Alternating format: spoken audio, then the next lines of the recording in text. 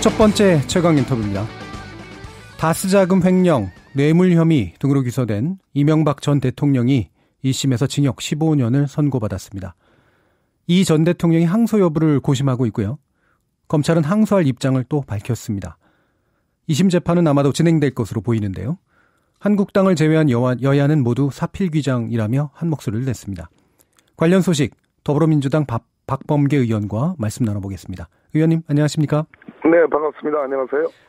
자, 이명박 전 대통령에 대한 법원의 1심 판결, 징역 15년이 선고됐는데요. 전반적으로 네. 판결 내용 어떻게 보시나요? 이번 사건의 재판을 담당했던 정계선 부장판사와 이제 배석 판사들의 이번 판결, 특히 정 부장판사를 제가 함께도 근무를 했었고요. 예. 그 풍모를 잘 알기 때문에 대체로 부정한 이명박 전 대통령의 과거 행적에 대한 정의의 차원에서의 정의를 바로잡는 그런 판결로 적합한 판결이다 이렇게 평가를 하고 싶습니다. 예. 이번에 결국 다스 문제가 핵심이었는데요. 네.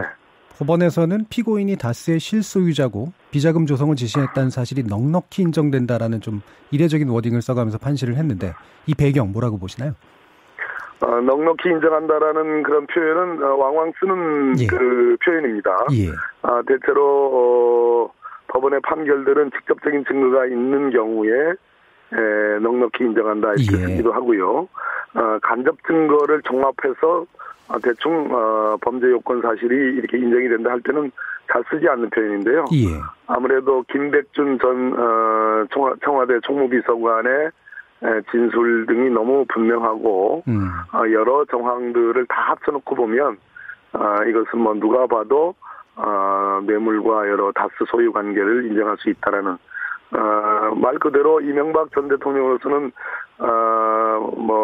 억울하다라고 얘기할 수가 없는 그러한 판결이라고 보여집니다.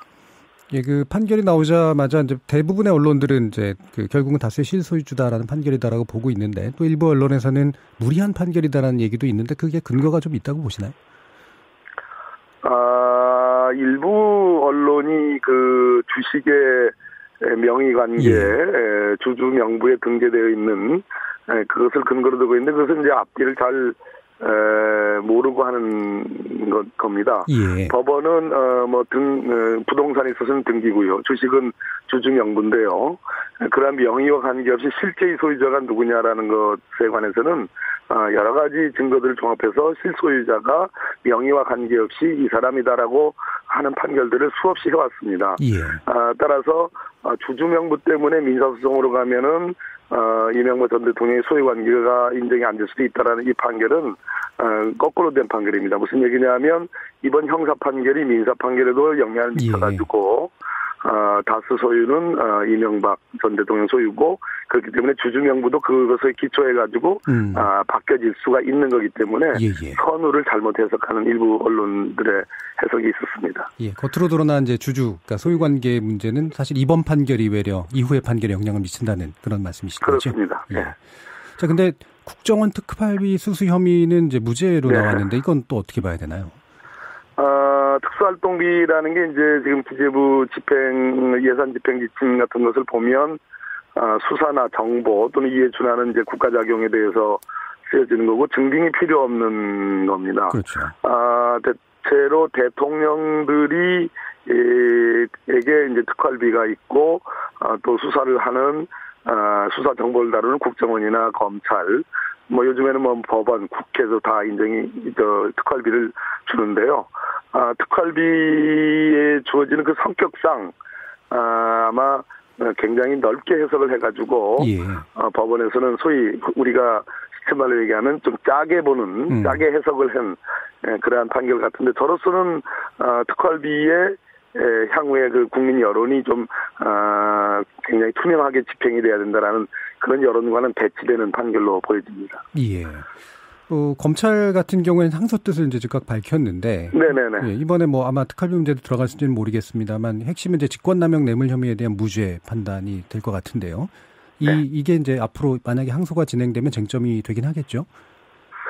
직권남용은 과거에 굉장히 이제 법원이 인정하는데 말 그대로 아까 제가 표현한 것처럼 좀 짜게 잘 인정을 안 해오다가 어렵게 인정을 해오다가 국정농단 수사, 특검 수사, 박영수 특검 수사 그리고 지금 현재 그것이 기소해가지고 법원 하급심에서 직권남용을 폭넓게 인정을 하다가 이번 이명박 전 대통령 판결 보니까 직권남용에서 소위 일반적인 직무권한이라는 범위 그 개념을 도입을 해가지고 그것은 원래 대통령으로서 취급할 수 없는 일이다. 즉 무슨 얘기냐면 미국에서 벌어지는 다스 소송에 관여하는 것은 대통령의 직무권한이 아니니까 남용 여지도 없다. 기본적인 권한도 없는데 무슨 남용을 하느냐 이런 논리거든요.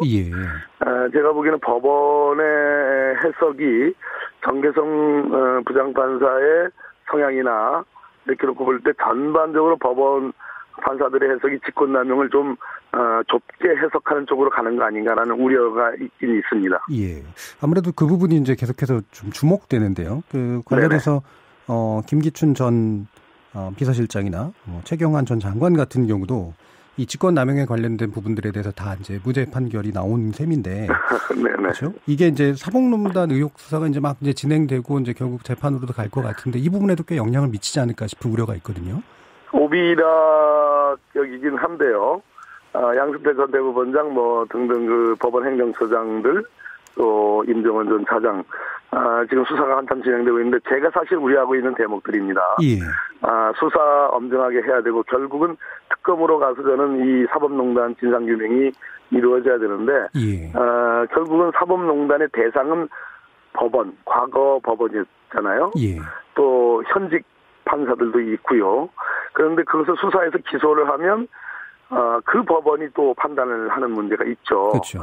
그랬을 때 이번 이명박 전 대통령이나 최경환 전 대표 또 김기춘 전 실장 이런 직권남용을 좁게 법원이 해석을 하게 되면 결국은 사법농단 수사대로 다 해놓고 기소를 하면 어쩌면 우려하는 것처럼 굉장히 사법농단의 어떤 심판을 하는데 장애로 작용할 염려가 있는 건 사실입니다.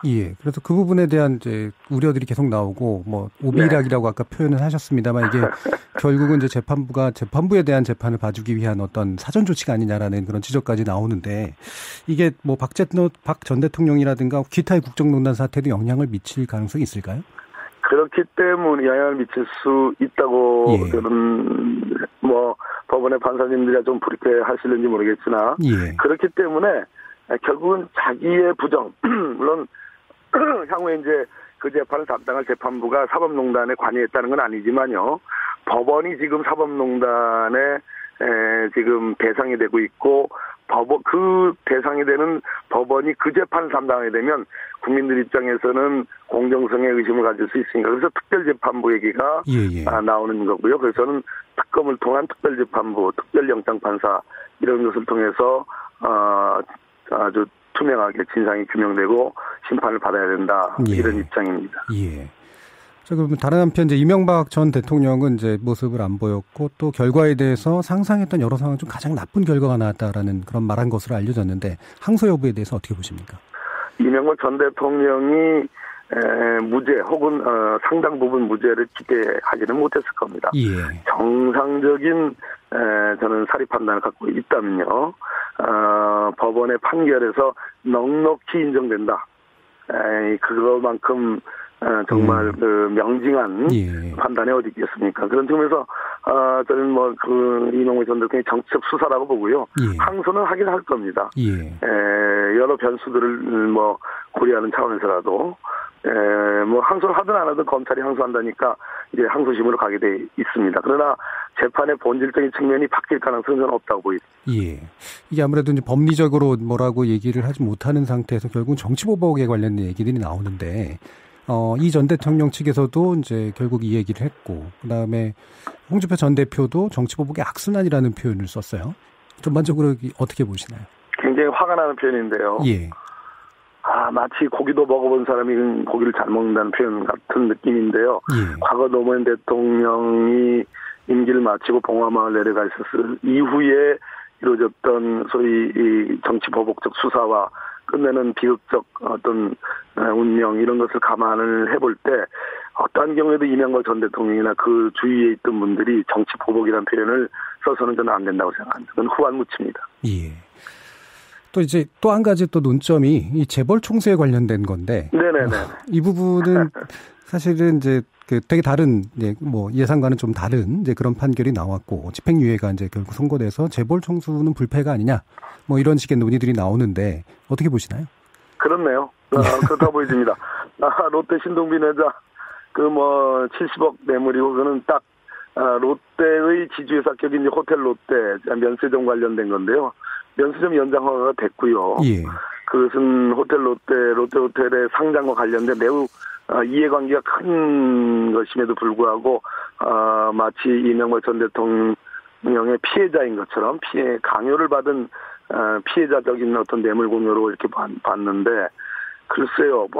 법원이 이렇게 간다면 이재용 삼성전자 부회장 재판에서도 지금 뭐 1심과 2심에서 서로 지금 뭐 상황이 판단이 다 다르고 예. 또 박근혜 전 대통령에 대한 판단도 각각 다른데 핵심은 소위 재산 국외 도피 부분입니다. 예. 그것이 1심 이재용 그 부회장 1심에서는 50억 미만 35억 정도로 인정을 해가지고 10년 이상 부분을 피했거든요. 예. 그래서 50억이 넘으면 10년 이상이 돼가지고 그렇죠. 집행유예를 하기가 어렵습니다. 또 2심은 무죄, 그 부분 그러니까 무죄를 했는데요. 대법원이 아마 전원 합의차로 갈 수밖에 없을 텐데 아주 주목되는 부분이고 과연 이 부분을 어떻게 피해 나갈는지 뭐 만약 면죄부를 주려면요. 예. 저는 쉽지 않다고 보여지고 2심 재판부가 박근혜 전 대통령이 했던 그 재판이 가장 정확하게 한 재판 아닌가.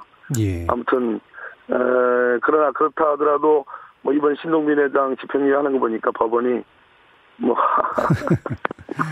예, 알겠습니다. 그렇게 하면 뭐 서민들 범죄는 그러면 어떻게 하란 말입니까? 그렇죠. 자, 마지막 질문인데요. 의원님 직접 연관된 질문인데 자유한국당 심재철 의원이 의원님을 허위사실 유포 혐의로 검찰에 고소했다고 밝혔습니다. 어떻게 대응하셔야 되나요?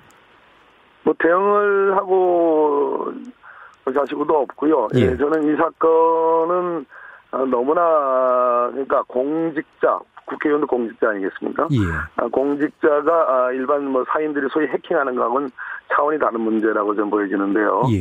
어떤 범죄 혐의가 있기 때문에 압수수색 영장이 발부됐고 지금 수사가 진행되고 있고 또 일부 언론에 가면 뭐 100억 정도 100만 단위 정도 규모가 아니고 몇백만 단위의 그 내용을 가져갔다라는 그런 보도도 있는데요. 저는 뭐 제 건까지 포함해서 진상이 제대로 규명되길 원합니다. 예, 외로 진상이 규명될 수 있는 기회라고 보시는 것 같습니다. 그렇습니다. 이 차원에서. 알겠습니다. 오늘 말씀 감사합니다. 네, 고맙습니다. 더불어민주당의 박범계 의원과 말씀 나눠봤습니다.